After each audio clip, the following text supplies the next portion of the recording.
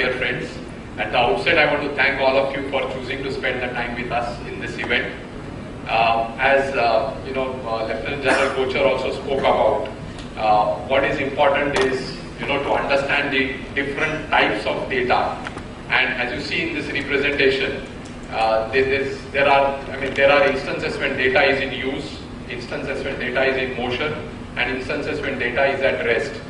So while we all understand that and if you look at all these kind of government services that are being provided, and if you really look at the topic of this particular session, it is about protecting business and national assets, and you can really see that the national assets, be it your property details, land records, income tax, even in the banking sector, the core financial data, all of these have become national assets today. So national asset is not about a structure, but in today's context, national asset is about data, and it is extremely important to understand the different aspects of data protection.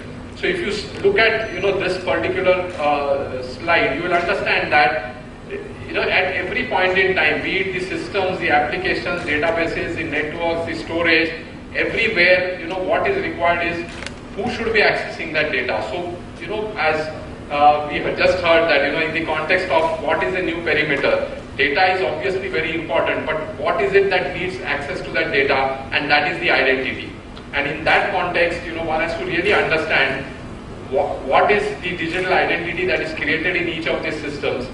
And our friend from SafeNet, Anubhav, he spoke about, on one of his slides, there was a very interesting statistics that 38% of the identities, are unknown. I mean, do you really know who is the user, what is his role, and what are his privileges?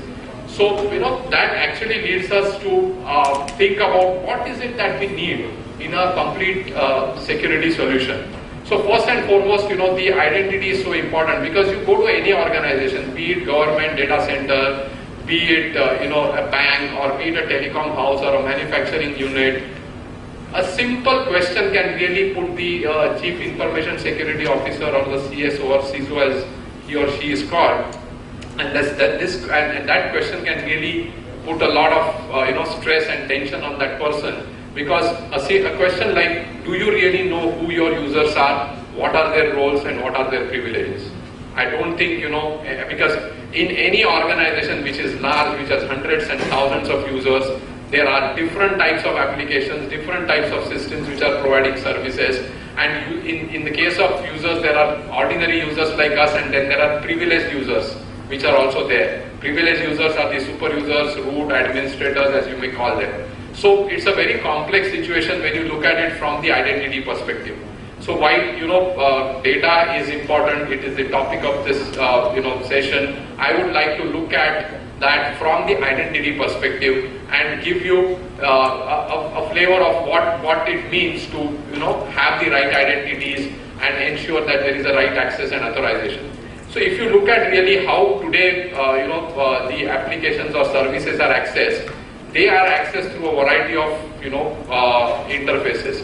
There can be web portals, there can be from the home you can go through a VPN network, or through your mobile devices, or through public kiosks.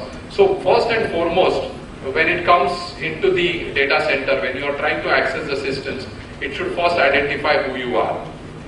Also, do you have the really right credentials to be granted access? And today, in today's world, this is not enough. What we should also look at is this your normal device? Is this your normal geolocation? I am from Mumbai, so when I come and log into my office network from Delhi, or say from an hotel in Delhi, through the Wi-Fi network of that hotel, I am obviously changing my geolocation. So, just as in the credit card situation, if we operate the credit card from some different country and SMS comes to our cell phone, right? That is it really you who's doing this transaction.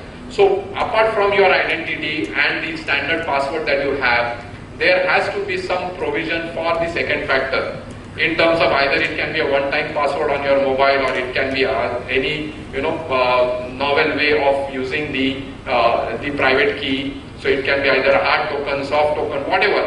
Some kind of a second factor is essential.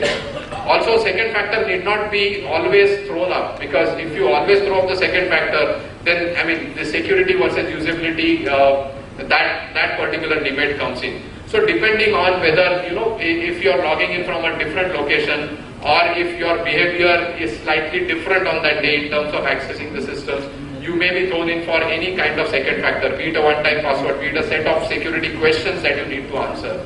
Because today there are a lot of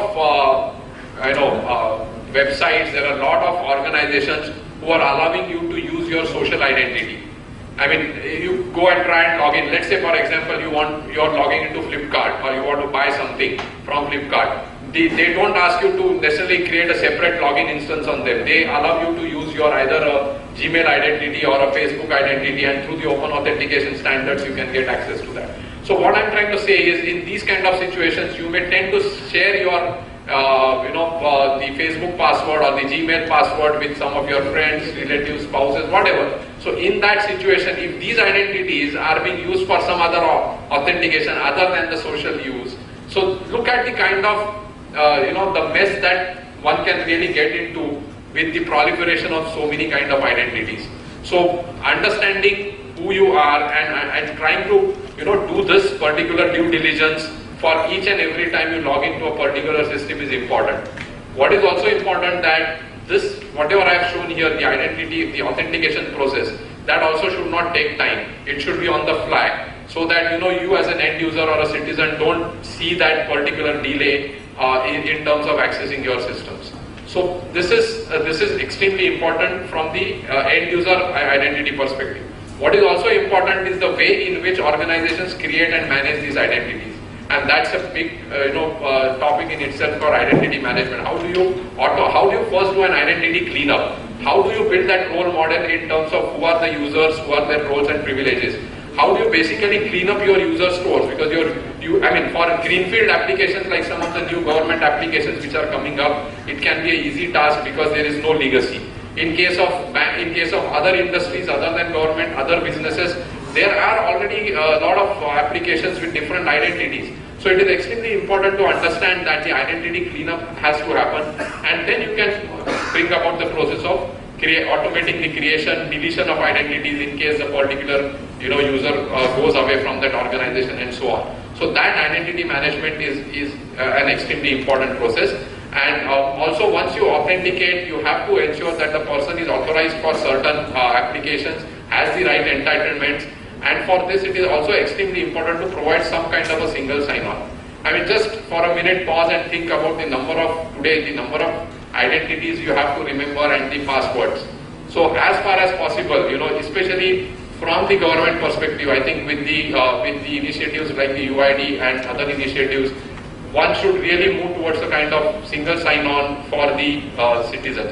In respect of our, working in our respective offices, or for that matter banks, everywhere some kind of single sign-on is required. Let's say, for example, if I today log into my particular intranet, and then I go into using some cloud-based application like Salesforce, it should not ask me for my login name and password. So some kind of federation or trust. Because the more number of passwords that you have to remember, and everywhere you will realize that there is a mandate that the password should change after every month or 15 days. It should be very complex. It has to have some lowercase, uppercase, numbers, special characters, and then what will happen is, if it becomes so complex at that level, all of us will end up writing it down somewhere, or you would have seen in some offices there's a yellow post-it will they'll write the password somewhere and stick it. So all these attributes regarding the identity has to be kept in mind, because that is the way in which you will eventually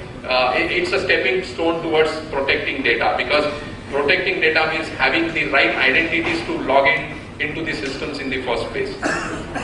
So with that, I will also throw up another perspective which is very relevant in today's world, and this is what we call as the new open enterprise. Be it government or any private organization, everyone wants to throw up open the APIs for other external developers, for mobile applications and so on. So one has to really connect to the different other elements in the ecosystem, the partners, suppliers, customers, and for which you really need to open up the APIs, the application programming interfaces, of the different applications, legacy and the new applications that you have to the external world. And that is where the concept of APIs being the gateway to the open enterprise come up, and it is in that context the API management and security is extremely important.